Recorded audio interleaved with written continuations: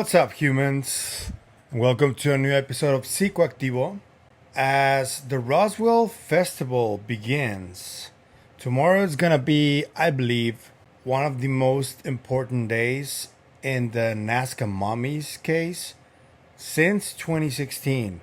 Professor Stephen Brown is gonna give a lecture.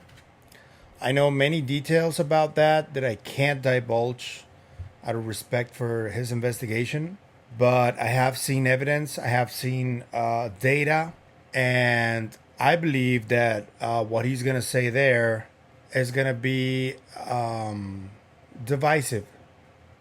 That's the word.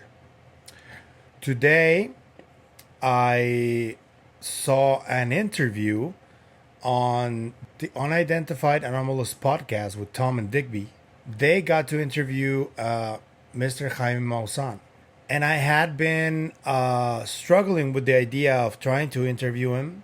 I reached out to him. He responded to my messages.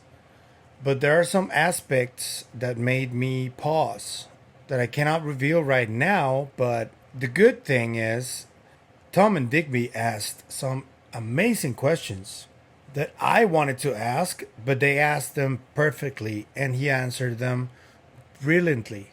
And Mr. Joyce Mantilla was also there. So kudos to both Tom and Digby. I am not going to play anything from that interview, but I am going to leave their interview in my description so you guys can go check it out. It was one of the most respectful interviews in English that I've seen. I saw Cristina Gomez did one too. She was very respectful as well, but I think Mr. Maussan got a little bit winded in that one. And perhaps there was kind of a little bit of a language barrier because when we're speaking in a language that is not our native language, it is a little bit difficult to express ourselves when we're emotional. And I noticed that with Christina's interview, but Maussan kept it really civil in this one.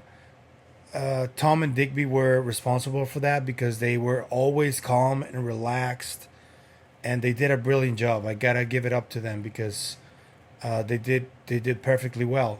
But I want to give you guys a little bit of context because I am gonna play the very first interview that I did with a UFO celebrity.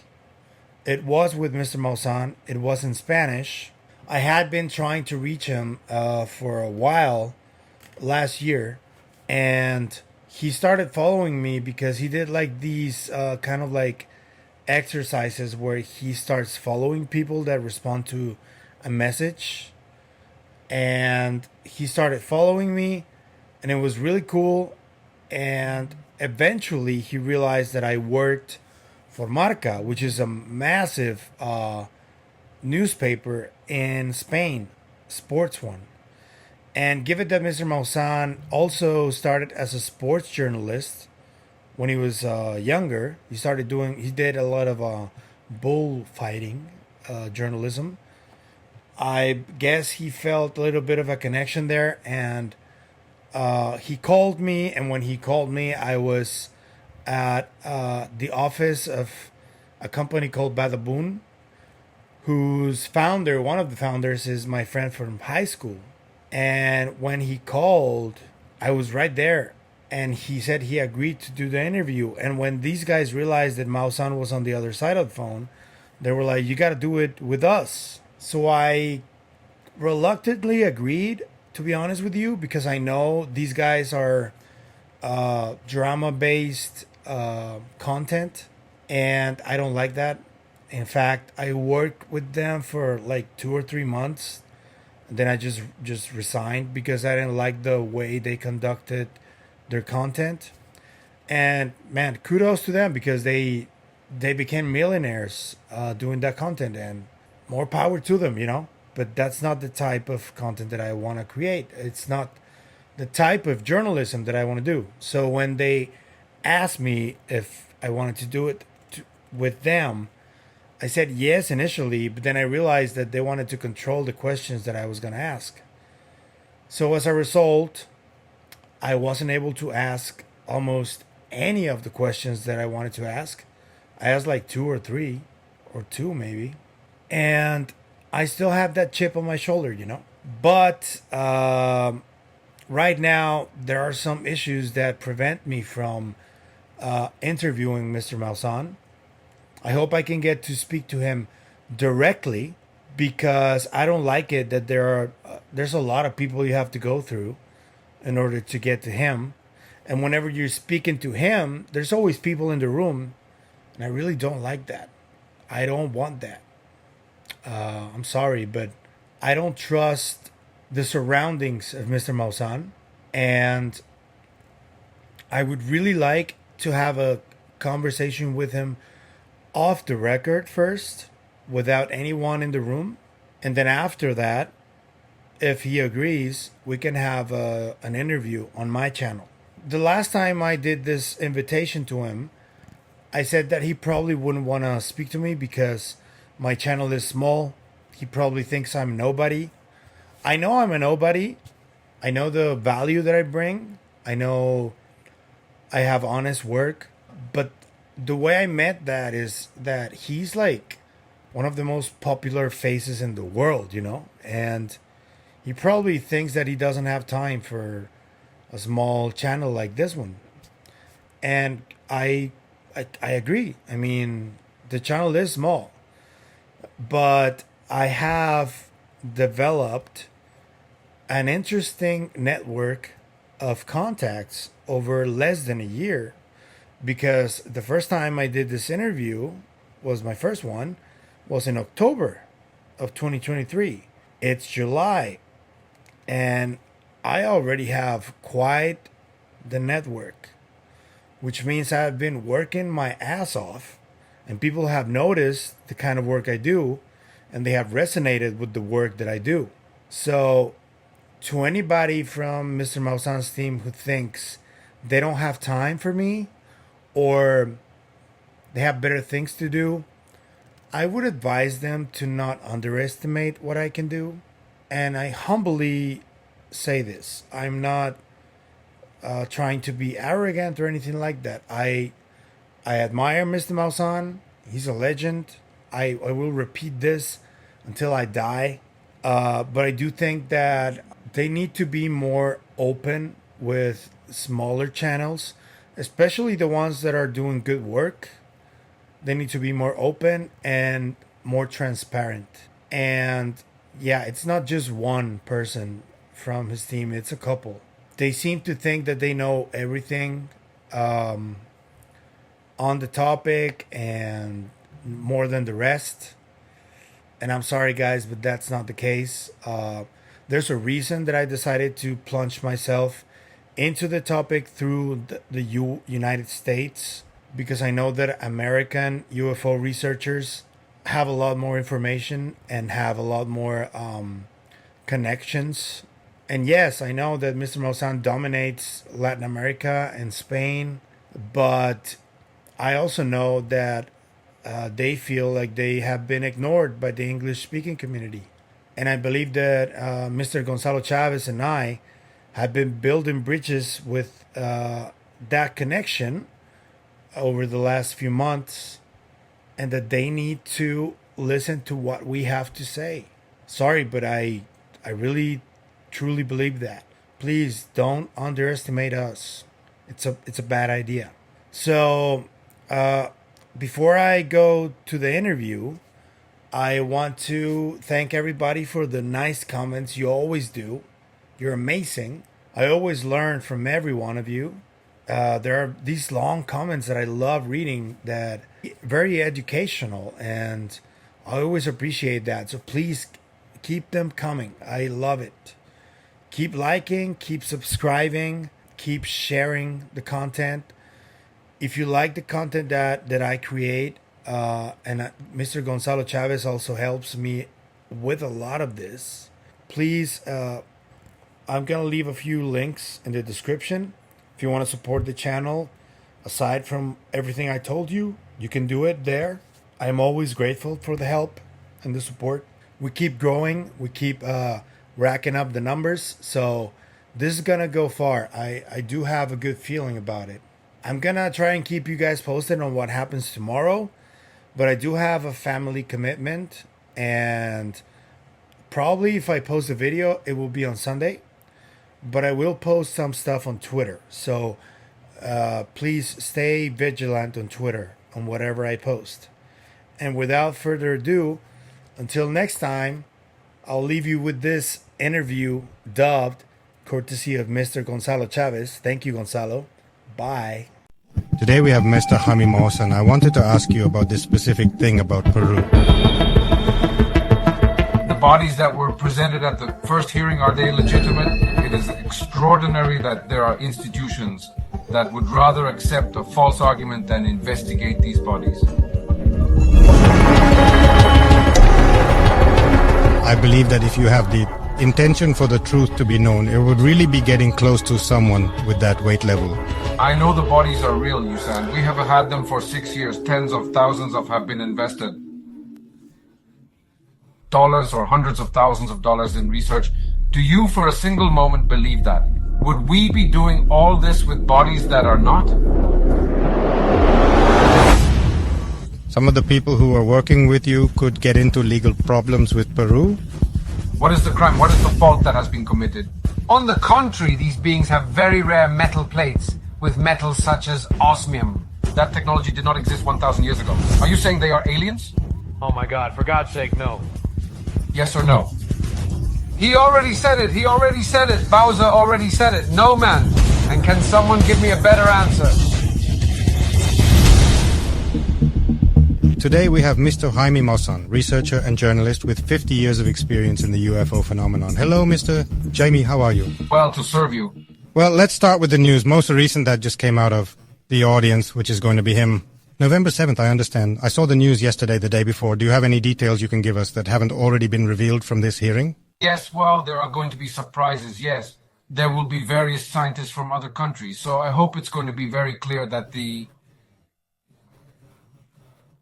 bodies that were presented in the first audience are legitimate. They are not armed, among other things, because the Ministry of Culture of Peru tried to say that they were armed using an analysis that was done on an absolutely different body. So you cannot test something that does not correspond to what is being presented. And with that, I want to assume that it is an armed body, I think. It is absolutely, therefore, illegitimate, and we could consider bad signs, because the only thing I know, the intention there is to discard something that is true and use a false argument. I understand that you have already invited people from different scientific communities to analyze the bodies. Until now, who have had the opportunity to analyze the bodies outside of their UNAM team?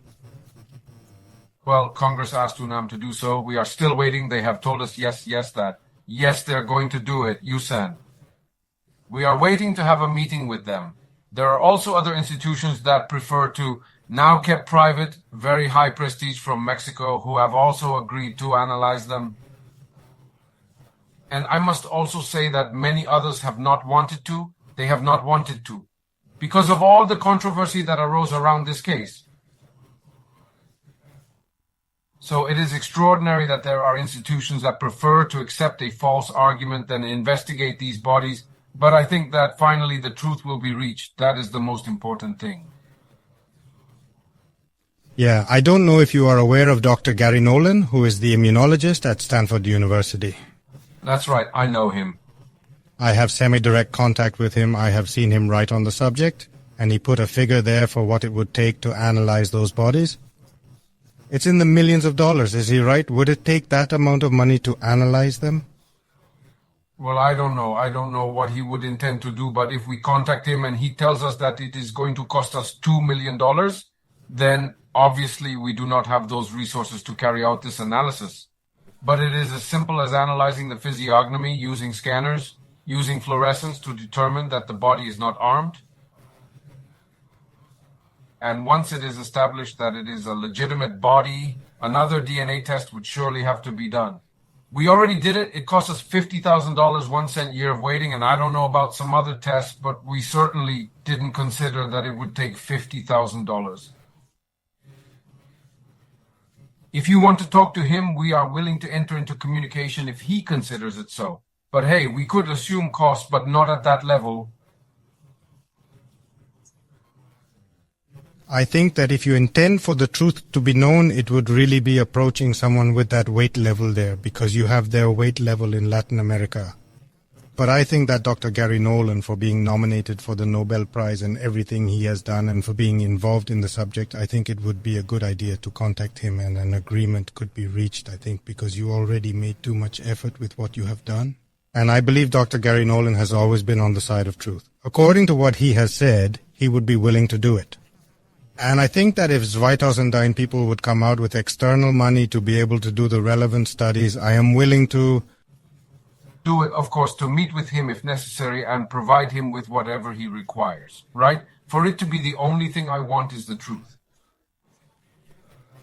I know that bodies are real. We have had them for 6 years. We have investigated them. We have analyzed them. We are convinced tens of thousands of dollars or hundreds of thousands of dollars have been invested in the investigation. Do you for a single moment believe that we would be doing all this with bodies that are not? In other words, within 24 hours, some already knew that they were armed. Imagine, right? You spend 6 years investigating and you come to a conclusion, and within 24 hours, someone who has not laid hands on them already knows that they are armed. And what is it about? Yes, we are talking about this being in 2017 when the videos trying to deny it began to appear, right? It was since then investigating that you sound small bodies that were found that were armed. Who was the first to say that they were armed? Us in April 2017. We indicated that those bodies that had appeared in the same diatomea mine were small bodies, possibly offerings. This is what we considered were offerings. A man who took one of these bodies, I think it was a mistake, took it to the archaeologist Flavio Estrada, and he carried out this analysis. This person had even told him rudely to please not see a leg that he had glued because it had broken.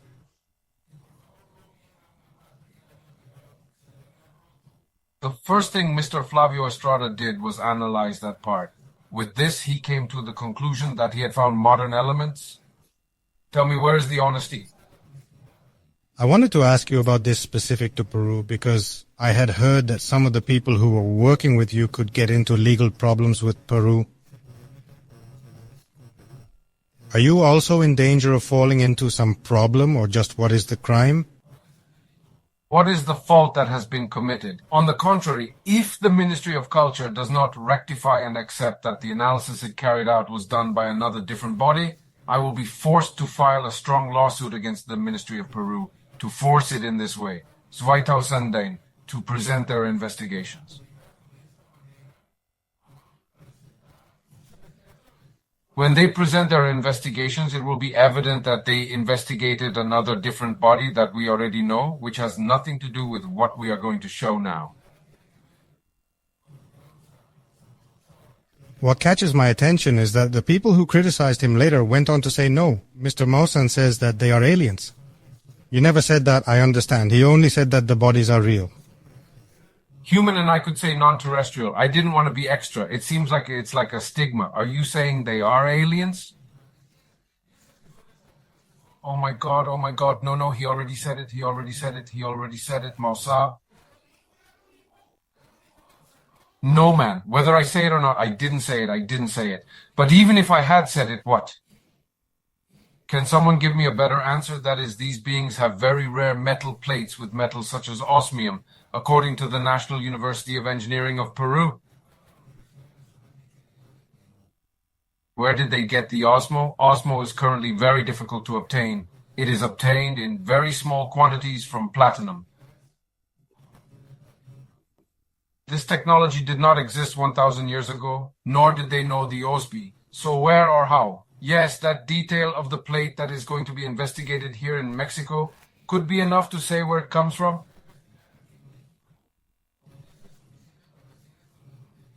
How do they have it inside their body? Now, a very prestigious man from Peru is coming. Why? At the highest level, he was or is former president of the Academy of Legal Physicians of Peru. He is going to tell us that the bodies are absolutely authentic.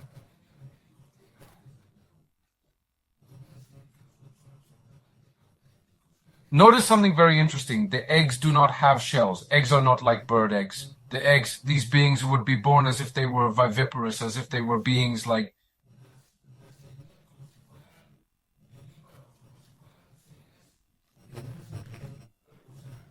Something like that. I don't know how... The rich baby is born, but it is as if it were a placenta. No. So I think that's amazing. And he found the garter, and he found a heart, and he found an aorta, and he found other things that we had not seen. So I think that's enough to consider the body's legitimate. In other words, get used to it. But do you know what's sad? That all those who call themselves scientists, the first thing they did may not be true. It is not true at all. In other words, they are based on the Ministry of Culture of Peru, and the Ministry of Culture of Peru is lying, and they are based on a lie. I think that is incorrect. I think they should have investigated before or known. But within 24 hours, it was already being said that they were armed, brother.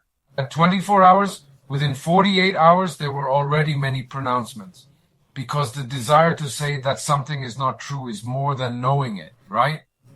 I think it also has to do with the fact that many scientists try to take care of what they already have, right?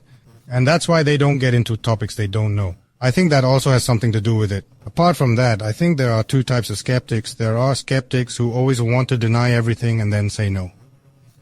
And there are skeptics who want to get to the truth, like I think you are. And I think I also consider myself to be that type of skeptic, that it is healthy to be skeptical. When I saw them in a photograph, I said, no, it's a shame. And then they convinced me to go see them. And then I took a bunch of people with me, scientists from the US, what's it called? From Russia, from Peru, from Mexico, and everyone said it was true. So I have to say no. And we all went to take the x-rays and found that the bodies were real. Why would I say no? If you like, let's talk about the audience a little more, because I'm interested in knowing. Have I already read the legislation in the US?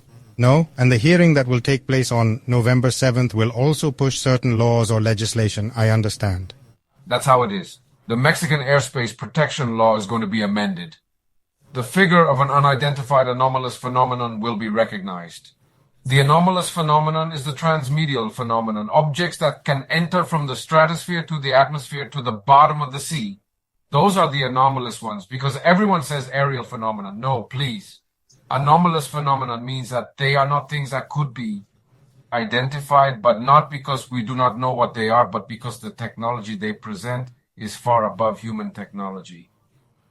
So by recognizing this figure, we are somehow recognizing the possibility that there are beings here on Earth that come from other parts. Technology that is not from this world on the one hand, and on the other, it is going to be proposed that this phenomenon, that the information that comes from it cannot be classified, cannot be hidden. That is accessible to all people. That would be a huge pass. Mexico would be the first country in the world to be donated by the US. It can never be. So if Mexico does it, I hope it will be an inspiration for many other countries. I wanted to ask you about the US government. Right now, they are officially releasing everything through Lou Elizondo and David Grush, who are former US counterintelligence agents. You sound, and automatically from the analysis that I give, they are counterintelligence agents. It means propaganda, essentially. That's what they did before they came out with this. So you have no doubt that this revelation of the truth has been controlled? One of the reasons why I presented the bodies is because David Grush said that he knew that there were biological remains and ships in some place controlled by the US military. And they have not allowed Congress to get close, nor will they allow it. So I said, well, in Mexico, we are going to do it.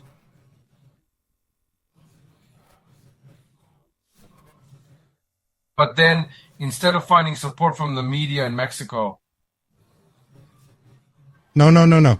How did they start talking bad about me and saying things that are absolutely false? It bothers me to listen to them because the government has been hiding these things for 80 years. And it just so happens that in 2017, they began to want to release it in a controlled way. So I can't help but think what they are hiding if they have already decided to reveal everything they are going to do. They are going to accept that there is a phenomenon in the sky. They are going to accept that. What they will never accept is that they deceived the people of the United States. For 80 years, they are not going to accept that they have ships. They are not going to accept that they have bodies. They are not going to accept that they develop technology through retro-engineering. They are not going to accept that. That's because of the aeronautical companies that have everything monopolized. It's not because of that. No, I think they are not going to accept it because they do not want the people of the United States to accept it. Know that they disillusioned for 80 years. You imagine? Would it be the absolute loss of credibility? I mean, you knew it since the 1940s. Inovalo, you said sequestra, right? You didn't tell me that we had bodies, that you had ships. They are not going to forgive them for that, and the Pentagon knows it. That is why they are not going to allow it.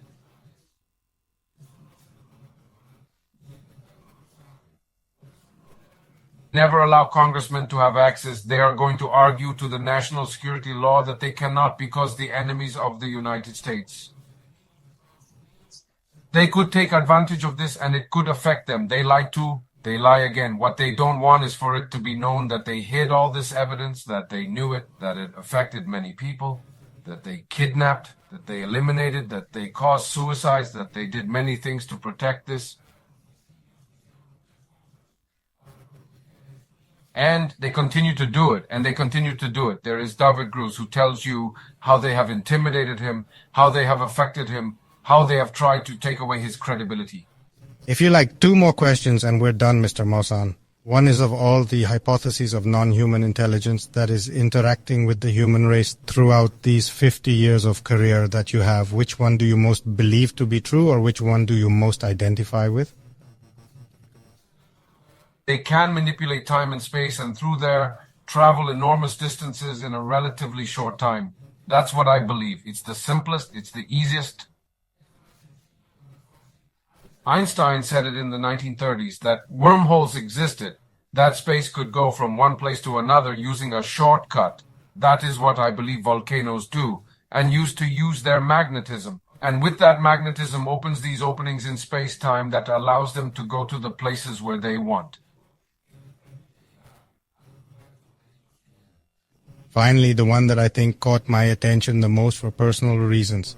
In the 90s, I uploaded a program with Adal Ramon. Do you remember that you were there? I was little, so I saw this program where Mr. Jonathan Reed and I have always wanted to ask you how the whole bracelet thing went, because nothing more makes me curious. He never showed it. I was told by Usan or a witness who says he saw him in action, who was a U.S. Marine. Of the U.S. Army, he told me that, and I believed him. Is there. The case never showed it. The video is real. The being is real. The ship that appears in the forest is real. All of that is real. I interviewed a man named Harold Chacon, who was a biologist at the Pontifical Catholic University of Puerto Rico, and everything he told me was absolutely true. That 2 scientists died in a very strange way was also true. They did not want to relate it because they did not want to relate it, but the truth is that they had been investigating with some fragments of the skin and body of this being, and they were going to reveal it days before his death. All that is true. Thank you very much, Mr. Maussan. After the hearing, we can then sit down and talk again. Thanks, a hug. Well, there they had it. We hope you liked it. Leave us your comments.